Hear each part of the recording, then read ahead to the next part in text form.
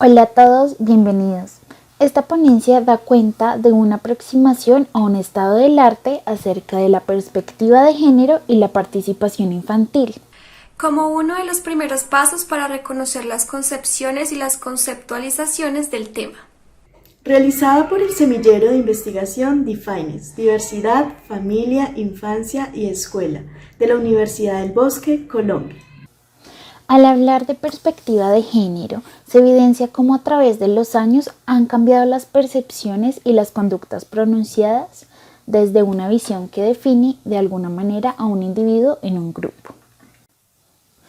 Años antes se evidenciaba cómo las niñas no tenían las mismas oportunidades de los niños. Mientras que ellos estudiaban para crecer en su ocupación, las niñas debían estudiar, pero como ser buenas madres, amas de casa. Todo estaba enfocado en su futuro esposo e hijos, mas no se tenía en cuenta cómo debían ser tomadas, como niñas, quienes deseaban aprender y tener oportunidades iguales a las de los niños. Esto lo podemos relacionar muy bien con lo que nos presenta Perales Ramón en 2012 al afirmar que los procesos educativos propiamente dichos estaban encaminados a los niños y sin embargo las niñas eran instruidas principalmente para rezar y aprender las tareas domésticas.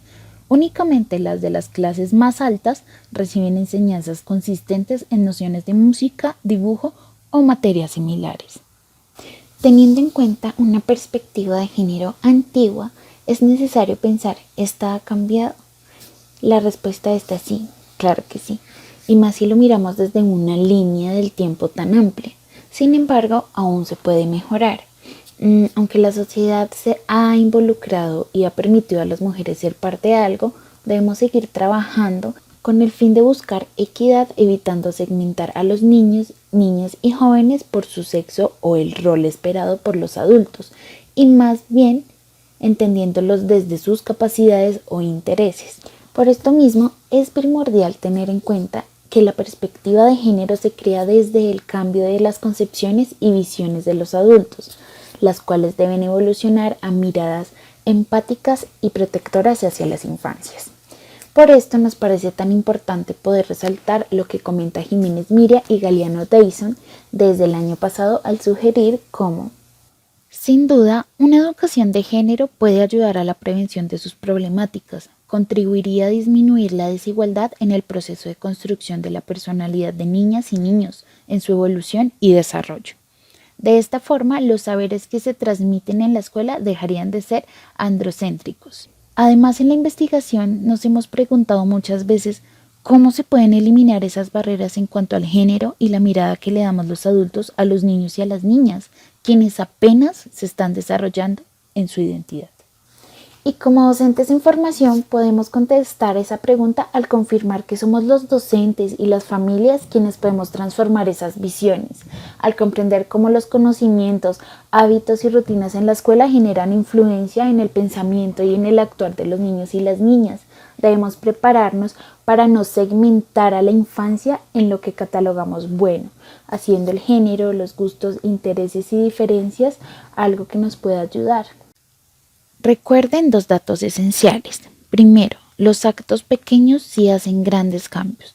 Si en nuestra familia nos educamos y no permitimos estas fracciones que discriminan y hieren, se está eliminando de a poco en nuestro entorno esa perspectiva que nos dijo en algún momento, pero no llore como niña o el rosado es de niñas.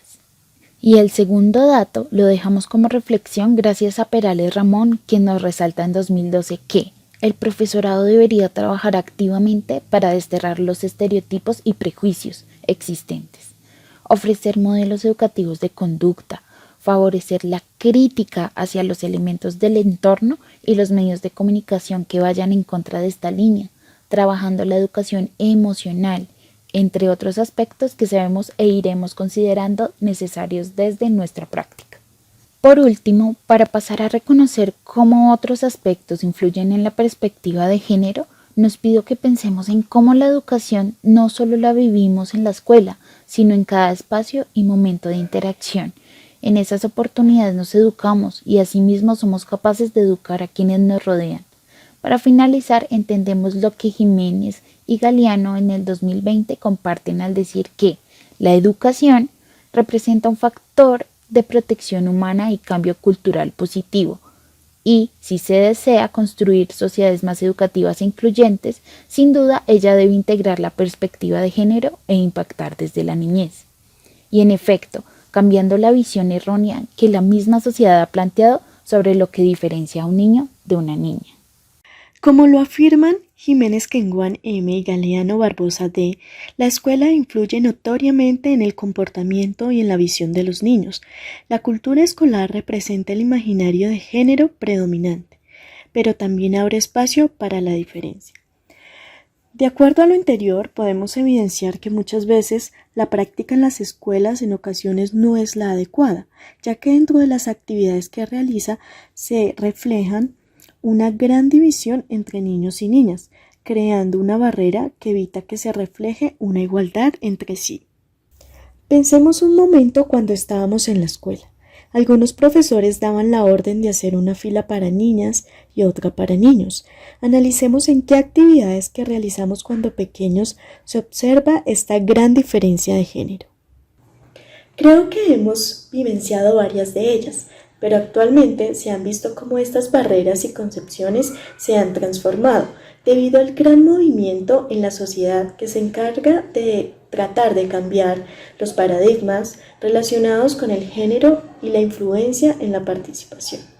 Es tiempo de cambiar estos paradigmas, ya que tanto hombres como mujeres son partícipes en los espacios de debate y toma de decisiones, pero debemos de ir un poco más a fondo y observar lo que sucede en las escuelas, conocer cómo es la participación que le dan a los niños y niñas. Nos preguntamos si son escuchados, si los tienen en cuenta en esas decisiones importantes, siendo conscientes que ellos son parte de esa institución y tienen todo el derecho de hacerlo. Conociendo otras concepciones, según Henao Tálvaro L.M. y Arias Gómez, Y.S. 2018, entonces, pensar la escuela como el lugar en el cual se confronta el sujeto con los demás, en donde se tienen en cuenta las realidades y las historias por las cuales atraviesan niños y niñas. Es un espacio en donde no se puede dejar de lado las vivencias que traen consigo estos niños y niñas. Es un espacio en donde se moldea lo que ya se ha formado en la primera institución de socialización, que es la familia. Cuando se habla de escuela o de nuestra segunda casa, que para la mayoría de las personas tienen el ideal de que es un lugar para adquirir nuevos conocimientos, es verdad que muchas instituciones manifiestan ese concepto ante la sociedad, pero no es así. Es importante investigar sobre la realidad que se vive dentro de esos lugares, de juegos y risas, llenos de sueños por cumplir e historias por compartir. En este lugar no importa la edad, su cultura, su color de piel. Lo que importa es cómo conocemos el mundo y la vida a través de cada uno de esos niños y niñas que comparten sus intereses, las inquietudes que les surgen cada día. Nos enseñan nuevas formas de comunicar y expresar lo que muchas veces no podemos explicar con solo palabras. Esto es lo que realmente importa, no que memoricen conceptos que en unos años no recordarán, pero las experiencias de poder compartir son las que se van a quedar en nosotros y que forjarán a cada niño y niña en las decisiones que tomen en sus vidas. Es momento de tomar acción y así poder lograr todo lo que hemos venido hablando.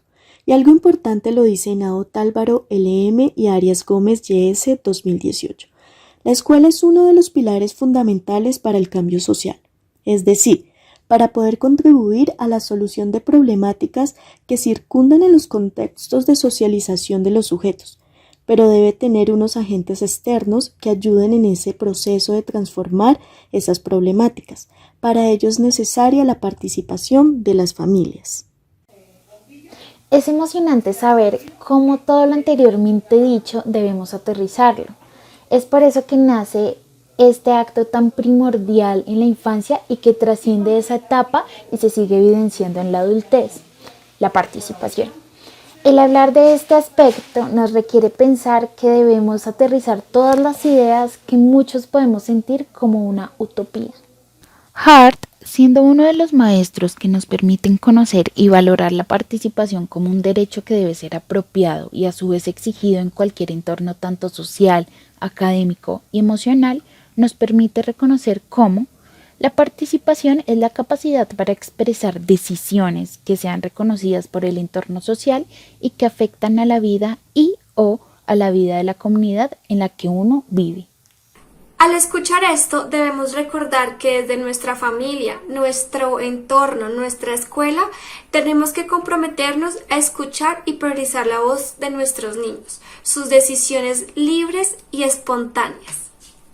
Esta libertad que ellos lograrán por medio de la autonomía y la seguridad que le han enseñado y brindado sus figuras de apego y ejemplo a los niños. La Convención sobre los Derechos del Niño en el artículo 12.1 indica: los Estados partes garantizarán al niño que esté en condiciones de formarse un juicio propio, el derecho de expresar su opinión libremente en todos los asuntos que afecten al niño, teniéndose debidamente en cuenta las opiniones del niño, en función de la edad y madurez del mismo. 2. Con tal fin se dará en particular al niño oportunidad de ser escuchado en todo procedimiento judicial o administrativo que afecte al niño, ya sea directamente o por medio de un representante o de un órgano apropiado, en consonancia con las normas de procedimiento de ley nacional.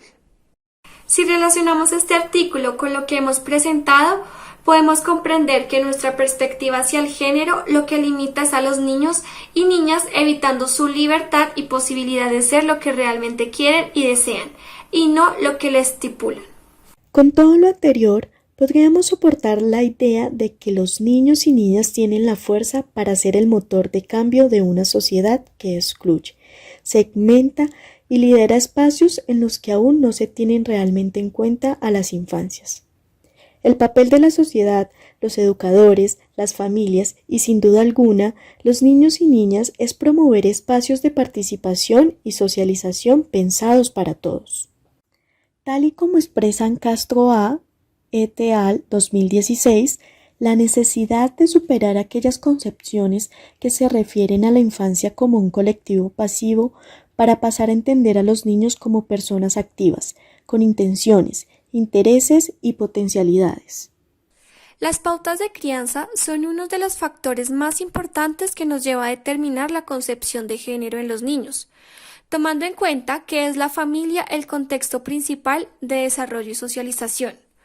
Por tanto, con relación a la concepción de género, son exactamente las normas inculcadas y su proceso de crianza en los primeros años de vida lo que marcan el concepto que los niños se desarrollen de ello.